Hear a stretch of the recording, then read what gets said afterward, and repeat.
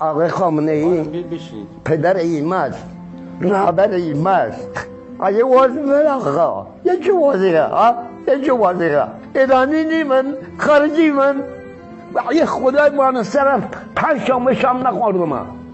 این تظاهرات بر علیه خامنه ای چی نویان کرد اینه داخل بود نویان کردی من. آقای خامنه ای دردم اوسترم هر چه کسگم پدر اینه خود رسیدگی بکن. آقای رهبر واقعا ما باید این وضعمون باشه؟ اصلا رهبر نگاهی ما نمیکنه.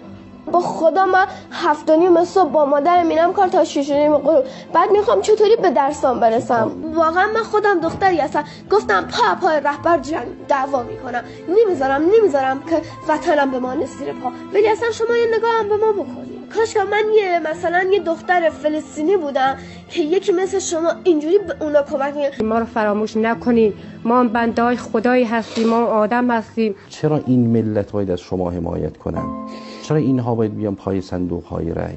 چه دلیلی، چه آورده‌ای از این کشور دستشون رسیده که بخوان اعتماد کنن؟ من بعد از 45 سال این چه ظلم ستیزیه که شما 1000 کیلومتر خارج از مرزهاتون دارید از سرمایه این ملت هزینه می‌کنید با شعار دفاع از مظلوم، اما این همه مظلوم در کشور خودتون ریختند و به اونها توجهی نمیشه.